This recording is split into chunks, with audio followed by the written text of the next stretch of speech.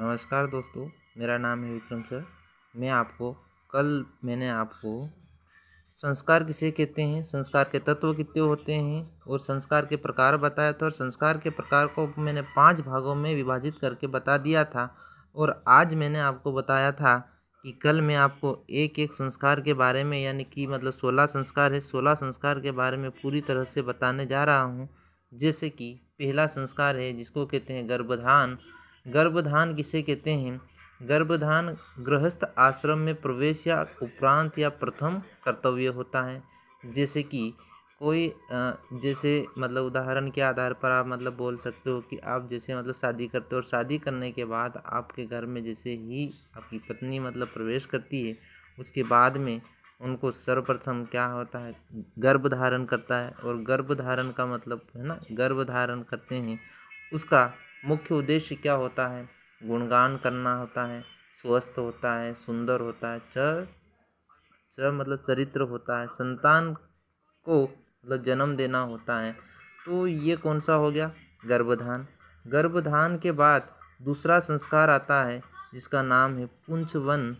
पुंचवन संस्कार के अंतर्गत गर्भधारण के तीसरे माह संपन्न कराया जाता है। जैसे कि पुंचवन हिंदू धर्म के आधार पर यह जैसे ही गर्भ धारण करता है और गर्भ धारण के तीसरे माह पर इसको पुंचवन को संपन्न कराया जाता है। इसका मुख्य उद्देश्य होता है कि पुत्र की प्राप्ति की कामना की जाती है।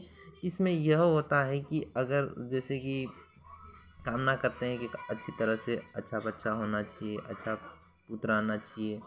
उसके बाद में तीसरा है सीमांतो। सीमांत नयन होता है।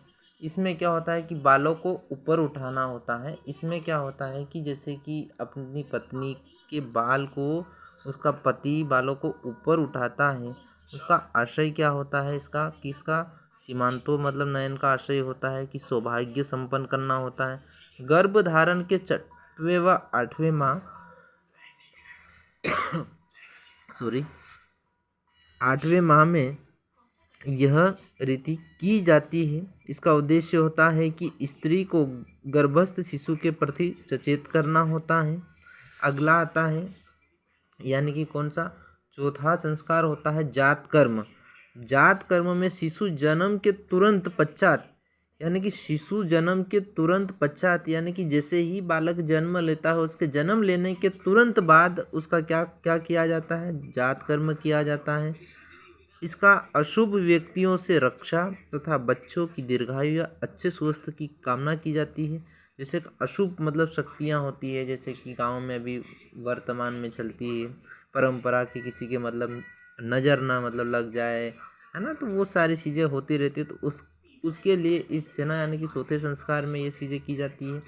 अगला होता है 5वां संस्कार होता है जिसे कहते हैं नामकरण। शिशु जन्म के 12वें दिन जैसे ही बालक जन्म लेता है और जन्म लेने के यानी कि 12वें दिन इसका क्या किया जाता है, नामकरण किया जाता है। बच्चे का नाम व उसके व्यक्तित्व का निर्माण किया जाता है, यानी कि बच्चे का नाम रखा जाता है, वो है ना, यानी कि 12वें दिन है ना, 12 दिन के बाद बच्चे का नाम रखा जाता है, यानी कि 12वें दिन रखा जाता है। तो उसे कहते हैं, यानी कि ये कौन सा संस्कार हो गया? 5वां संस्कार हो गया। अगला संस्कार कौन सा है? 6ठा संस्कार है। 6ठा संस्कार कौन सा?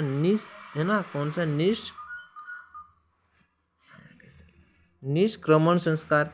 इसको शिशु जन्म के 12वें दिन से चौथे माह के मध्य, है ना, जैसे ही बालक जन्म लेता है और बालक के जन्म लेने के 12वें दिन से लगाकर चौथे माह के मध्य में यह परंपरा आयोजित की जाती है। इसका उद्देश्य होता है सूर्य के तेज एवं चंद्रमा की शीतलता से अवगत कराना होता है।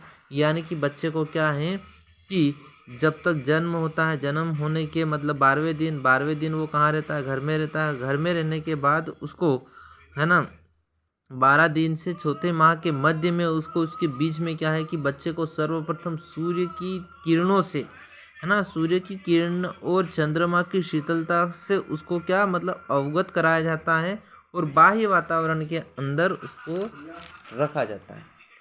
जैसे अगला संस्कार कौन सा हो गया? अन्नप्राशन। अन्नप्राशन संस्कार, यह शिशु जन्म से के 5 से लगाकर 6वें माह में दांत निकलने के उपरांत किया जाता है।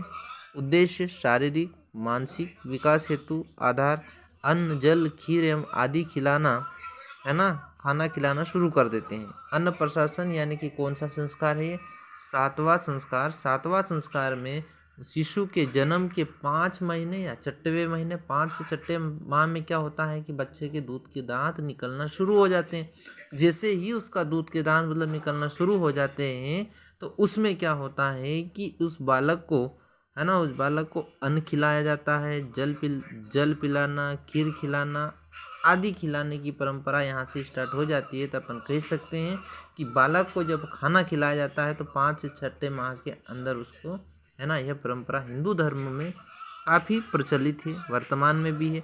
अगला है मुंडन या चूड़ा कर्म। देखो मुंडन क्या है कि शिशु जन्म के प्रथम वर्ष, जब शिशु का जन्म हो जाता है और लगभग एक मतलब वर्ष का हो जाता है, उसके बाद में, है ना, उसके बाद में उसका क्या क्या करवाना होता है? मुंडन करवाना रहता है। यानी कि उसके अंदर जो बाल रहते हैं वो, है ना, उसके शरीर पर बाल रहता है, उन बाल को क्या है अपवित्र मानकर उसको क्या करना रहता है?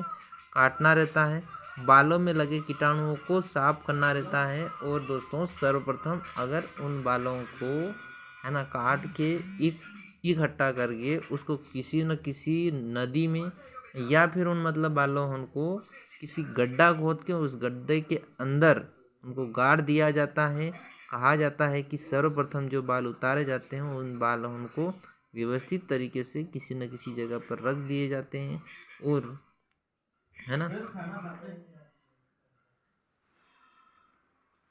एक खाना खा ले। अरे यार मेरा वीडियो में तुमने